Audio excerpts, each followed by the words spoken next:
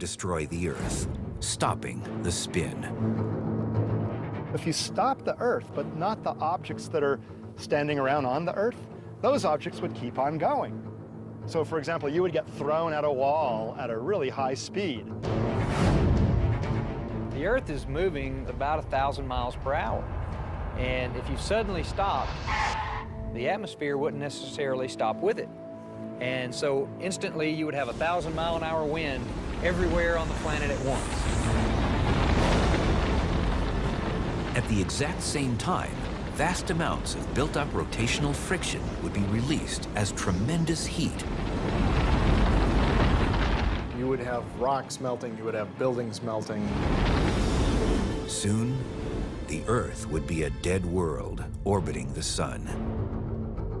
Our day-night cycle would be dictated by the year, the time it takes for the Earth to orbit the sun. And a day would be half a year long, and a night would be half a year long. One side would absorb the sun's heat for 6 months at a time, while the dark side would lose heat. There would be 2 seasons, bad and worse. This difference between the hot side and the cold side is going to end up creating massive wind jets streaming from one side to another, massive convection currents. From pole to pole, the shadow area between the light and dark sides would be filled with massive cyclones. As the Earth moves around the sun, the 2 12,000-mile bands of extreme weather would churn across the globe. So every 6 months, every spot on the Earth will have a cyclone season. Basically, big old hanging mess. It's a mess that's hard to engineer in reality. You might imagine it happening if something were to collide with the Earth in just the right way, in such a way that balances the tendency of the Earth to rotate and so on. That collision would have so much energy that the stopping of the Earth wouldn't be our main concern.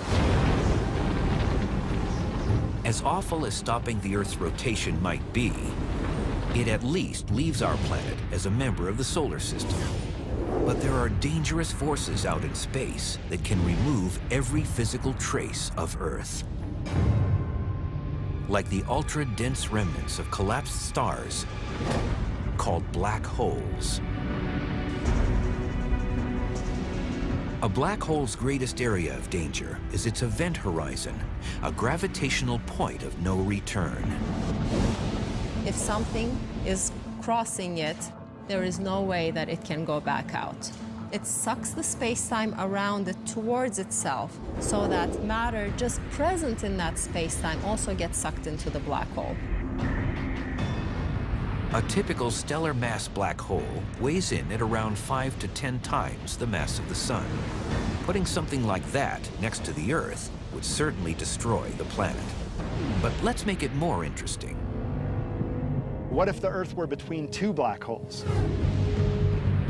With 2 black holes, you'd have double the fun.